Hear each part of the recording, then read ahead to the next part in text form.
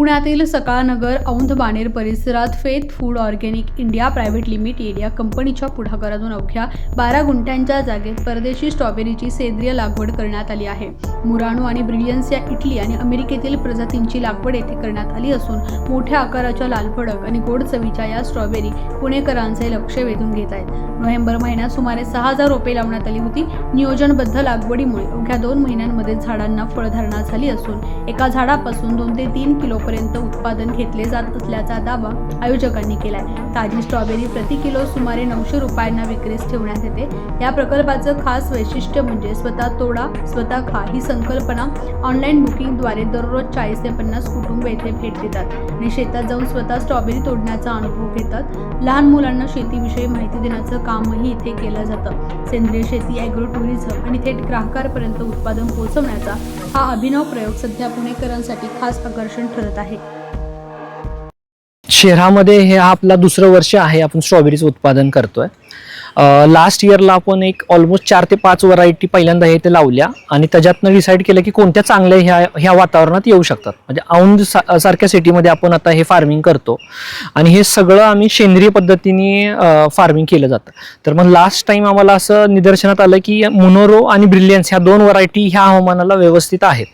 मग आम्ही डिसाईड केलं की ह्या 2 व्हरायटी पुढच्या वेळेस आपण लावूया। सो आम्ही ह्या 12 गुंठ्यावरती जवळपास 6000 झाडं लावलेली आहेत स्ट्रॉबेरीची। नोव्हेंबर महिना आम्ही प्लांटेशन केलेलं, तर जानेवारी पासून आम्हाला आता फळं यायला सुरू झाली। सो ह्या स्ट्रॉबेरीसाठी आम्ही फक्त जीवामृत फक्त दिलं जातं। 1-2-3 दिवसांतनं एकदा आम्ही जीवामृत देतो ड्रिपद्वारे।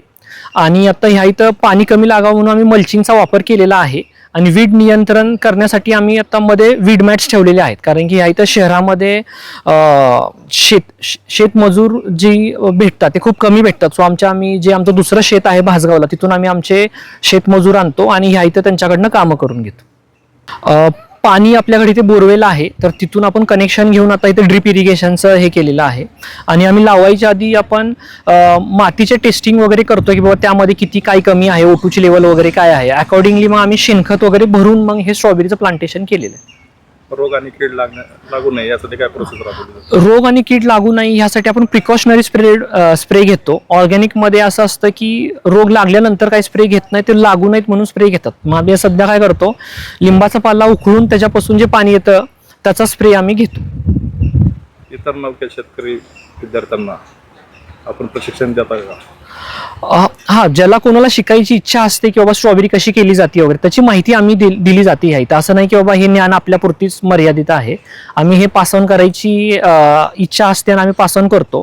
डेली आपण शेतकऱ्यांच्या मुलांना वगैरे आपण एज्युकेशन देत असतो। वीकली बॅचेस पण असतात, ज्याला कोणाला शिकायचं आहे आपण तिथे आपण त्यांना शिकवण्याची व्यवस्था केलेली आहे। आपण उत्पादन केलेली स्ट्रॉबेरी थेट बाजारात न जाता केवळ या स्ट्रॉबेरीचा खाण्यासाठी, आनंद लुटण्यासाठी कुटुंबांना आपण इन्व्हाइट करता। हो, कशा पद्धतीने ते प्रक्रिया राबवल्या जातात, कशा पद्धतीने त्यातून उत्पादन केलं जातं? आम्ही लिंक आणि स्कॅनर आहेत आमचे। म्हणजे कोणाला जर ह्या इथं हा स्ट्रॉबेरी पिकिंगचा जर अनुभव घ्यायचा असेल तर आम्ही पहिल्यांदा त्यांना स्लॉट बुक करायला होतो त्यांचे।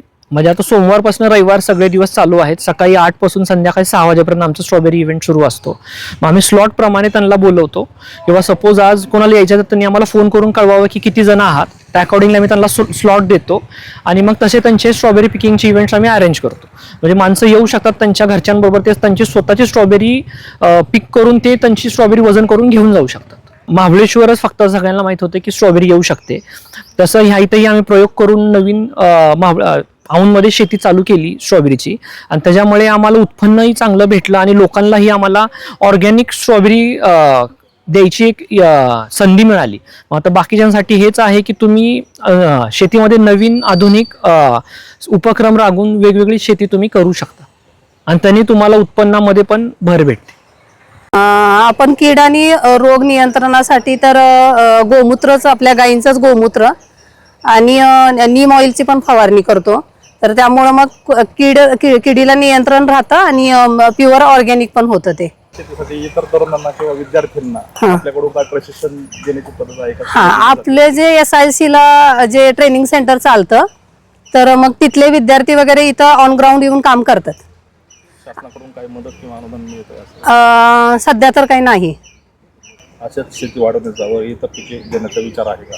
हो आहे. आता तर आम्ही जी भासगावची जी आमची शेती आहे 100 एकर आणि कोल्हापूरला पण कोल्हापूर जिल्ह्यामध्ये आरळे म्हणून गाव आहे, तर तिथं पण आहे शेती. तर तिथे आणि इथे दोन्ही मिळून असं एक ट्रेनिंग सेंटर मुलांच्यासाठी पुढे किंवा काय असं करता येईल का असं चाललंय आमचं. बेसिकली एका झाडाला प्रत्येकी 2 दिवसाने स्ट्रॉबेरी येते. म्हणजे तुम्ही जर एका झाडाची एक दिवस स्ट्रॉबेरी तोडली तर त्याला 2 दिवसानंतर दुसरी स्ट्रॉबेरी आपोआप त्याला बड यायला सुरुवात होतं. आणि स्ट्रॉबेरीकडे आमच्याकडे 2 टाईप्सच्या स्ट्रॉबेरी आहेत, मुरानो आणि ब्रिलियन्स. बेसिकली मुरानो ही थोडीशी लहान साईजची असते आणि ब्रिलियन्स थोडी मोठी साईजची असते. आणि या 2च व्हरायटी आम्ही याच्यासाठी निवडल्या. तर या 2 व्हरायटीला पुण्याचं जे ह्युमिडिटी आहे आणि पुण्याचं जे वातावरण आहे ते सूट झालं होतं.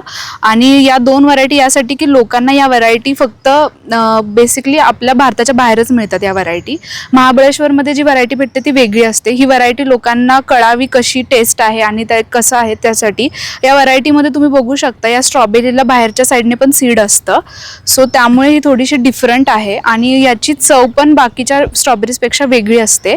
ही स्ट्रॉबेरी खूप गोड लागते, सगळ्यात जास्त गोड आहे या स्ट्रॉबेरीची टेस्ट. त्यावेळेस कस्टमर स्ट्रॉबेरी प्लकिंग किंवा आनंद लुटून होतो स्ट्रॉबेरीच्या शेतामधून. सो आम्ही काय करतो, त्यामध्ये वजन करतो स्ट्रॉबेरीचं. आणि हा जो बॉक्स आहे स्ट्रॉबेरीचा, हा एकदम कोरोगेटेड बॉक्स आहे. सो ह्या स्ट्रॉबेरीच्या बॉक्समध्ये आम्ही स्ट्रॉबेरी देतो. त्यासोबतच आमचे स्वतःचे इंद्रायणी राईस, ब्लॅक राईस, राजगिरा असेल, सीड्स आहेत, फ्लॅक्स सीड, पंपकिन सीड्स, हे आमचे स्वतःचे प्रोडक्ट आहेत.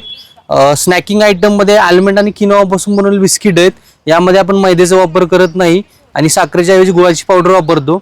सोबत आपले मिलेट्सचे क्रॅकर्स आहेत जे आत्ता भरडधान्य भरपूर ट्रेंडिंगला आहेत, त्याचं पण आपण प्रोडक्शन घेतलं जातं. हे 3 व्हरायटीमध्ये येतात.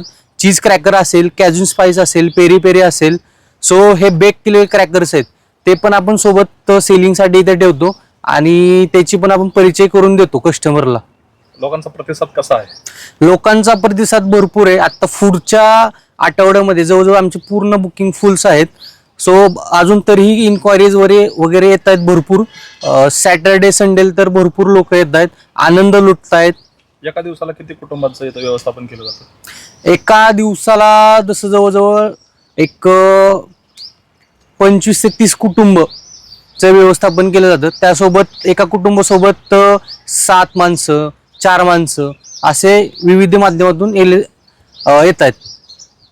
बेसिकली आपण ज्यावेळेस आपण नांगरणी करतो त्याच्यानंतर आपण बेड बनवतो प्रॉपरली आपण स्ट्रॉबेरीसाठी. त्याच्यानंतर बेड बनवल्यानंतर आपण त्याचं नोव्हेंबरमध्ये त्याचं पेरणी करतो. स्ट्रॉबेरीची आपण हे आणतो, रोपं आणतो आणि त्याची आपण पेरणी करतो नोव्हेंबरमध्ये. आणि त्याच्यानंतर एक 14-15 दिवसानंतर त्याला आपण मल्चिंग करतो. मल्चिंग केल्यानंतर सर त्याचं आपण प्रॉपरली त्याला ऑर्गॅनिकली आपण त्या पिकवतो. आपल्याकडे 2 जातीच्या आपण हे लावलेले, ब्रिलियन्स आणि मुरॅनो. आणि आपण ते त्याला आपण प्रॉपरली ऑर्गॅनिकली हे करतो, जीवामृत आपण बनवतो. जसं की गूळ असेल, आपल्याकडे गिर गाई आहे त्याच्यापासून बनवलेलं जे शेणखत आहे त्याच्यापासून आपण जीवामृत बनवतो, तेच आपण त्याला देतो.